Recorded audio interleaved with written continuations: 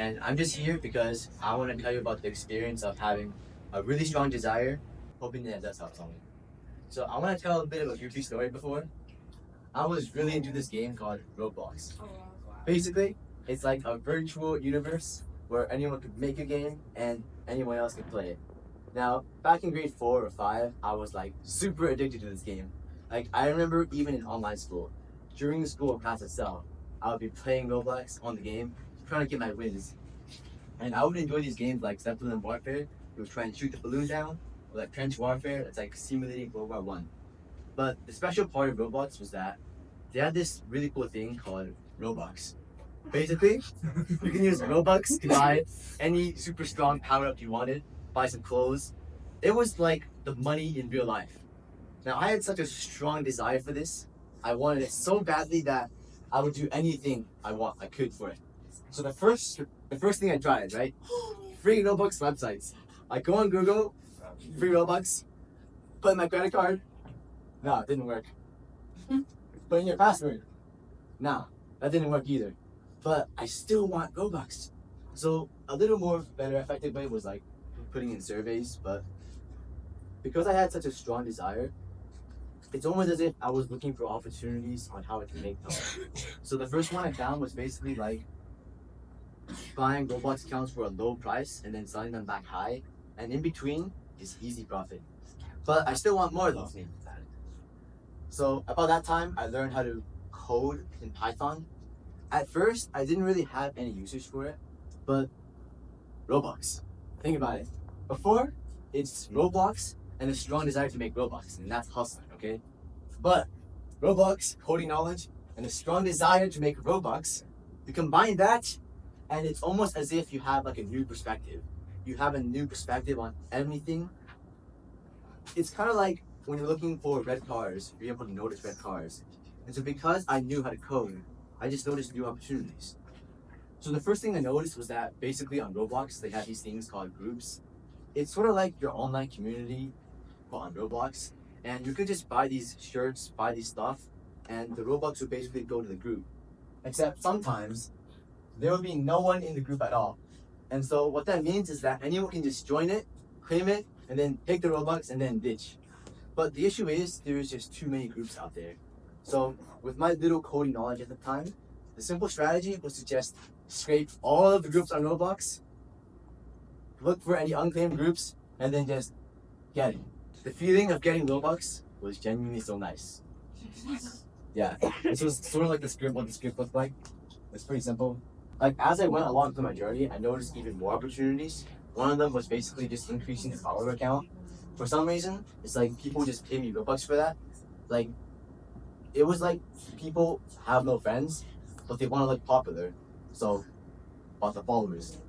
Another one I noticed was basically for games itself. There were like these game developers that wanted to increase the like count, but didn't have actual people playing it. So a simple script could simply just bring it higher. And so because of simply just following my curiosity, it's sort of like a downstream effect of like, I'll do this, okay? That seems interesting. I'll do this now. It's like I do one thing, it leads to another thing, it leads to another thing, and that really helped me build my passion for actually building things. Now, yeah, but then at some point I kind of stopped because like you have all the Robux you need already, so what's the point? But what I'm just trying to get at here is that having a really strong desire is sort of like the start of all success. Because if you think about it, in an actual game, you have a clear set objective and things you need to do to actually reach it. But in the game of life, what is your objective? Because if you think about it, if you have no objective, how exactly are you supposed to win at the game? I want to do like a quick survey. Like raise your hand if you sort of know what you want already. That's pretty good. All right. Yeah. But if you don't kind of know what you want already, I think one really good strategy is sort of getting in touch with reality. I know someone who wanted to be a pet veterinarian because he loved pets. His family wanted to be a doctor, combined together, and a pet veterinarian. Except one day he actually went to like an actual pet veterinarian and he saw what they were doing, only to realize, hell no, I don't like this stuff. But I think only from actually getting in touch with reality, like having a mindset of what you want and then just chasing after it, can can you slowly be able to adjust and adjust. But there is a strategy if you like already know what you want already to cultivate this, to go from a desire into like a extremely strong desire. It composed of 7 steps. Basically, the first one, right? You want to be extremely specific about what you want. The second step is you want to be specific about what you're willing to sacrifice in order to get there. Third step, when, because a goal is simply a dream, the deadline. The fourth step is how you want to get there. And then finally, you take all of this, you put it on a piece of paper, you put it on your room or anywhere, and you're going to read it in the morning and night. And the last step, which is extremely important, which is to visualize it, imbue emotion into your affirmation to make sure it actually works. The whole purpose of all of this is to actually influence your subconscious mind. If you didn't know already, your subconscious mind is sort of like the 90% of your brain that influences literally every single thought, action, and thing that you do. Which means that if you can influence your subconscious mind, you will be an unstoppable machine to do whatever you can to accomplish your desire. The last step that I talked about for actually saying the affirmation with emotion is because your conscious mind sort of guards everything and only lets in the thoughts that have emotion imbued in them. Now, believe it or not, everything you say actually is guarded to the conscious mind and could be led to the subconscious mind. So any belief that you have, if you think you're bad, you will be bad. If you think you're good, you actually develop it and actually be good. So how you really, like the words that you tell yourself are like extremely important for achieving success. Now, I want to tell a second story of what happens when I didn't follow my desire. A couple months after I stopped doing this sketchy Roblox kind of thing, I was still gaming at the time. I was still doing Roblox. But then I joined this program called the Knowledge Society, which basically helps equip young people with technologies to like solve world problems.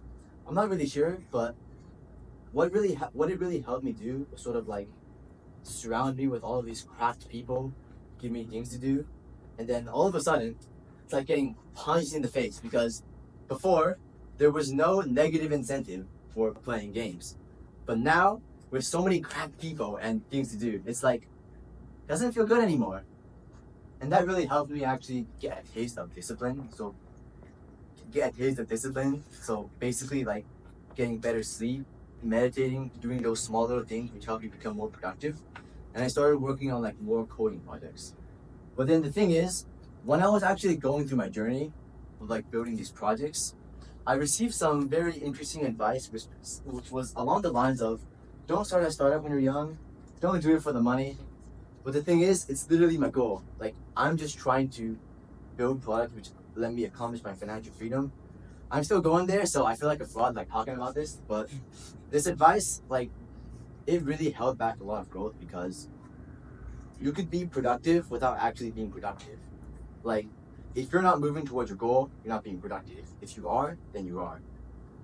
And so I thought, okay, if it's not a good idea to start up or build products, I want a job in the summer then. That's what I thought. So I spent another 4 or 5 months trying to accomplish this goal. I got it, but then the thing is, that's what I felt like.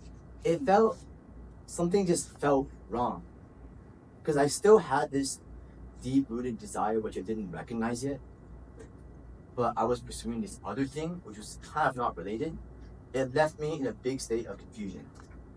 And so I think one question that really helped me a lot was asking myself, if you were fearless and could not fail, what would you do? And around the same time, I was at this tech conference, and my friend told me about this really cool thing called first principles thinking, which was invented by Elon Musk. It's basically like asking the how and why behind everything. And the reason this is important is because if you simply keep asking why and how, you keep asking that, you're able to get to the fundamental truths of life. And from there, you're able to keep building upwards. Now, what he told me was quite interesting. When I asked him, but shouldn't you be doing it just for the advice of don't do it just for the money? I asked him that, and he said, okay, let's actually go through the first principles logic. And so he said, don't do business just for the money? Why not? You might lose motivation? Why? maybe there's better things to work on. Well, why don't you just work on those better things then? So maybe it was because it was too far. But the thing I realized was that there's nothing really wrong with it. It's just that it takes a lot of effort. And so long as I have that deep desire, that's really all that matters. Like, when you start telling your goals to other people, it might cloud your judgment, but something really helpful to counter this is just thinking in first principles. And so I think the biggest thing is really just you between your goals. I think the only thing really is just self-doubt. Although there's a really good exercise by Tim Ferriss. He basically outlines like a fear setting exercise. He outlines the worst case scenarios and what happens when you don't do the thing for 1 week, 1 month, 1 year, and 10 years. And that really helped me a lot. And so I didn't end up taking the offer and just kept working towards what I actually wanted, which is trying to build products that people use. And so at this point, if you sort of know what you want already, you're honest with it, you're analyzing your fears, I think at that point, there's no other secret. Like, it's just you against you. But why not? Because we only have one life in this, so might as well play the best of it. Thank you. 记得点赞关注哦，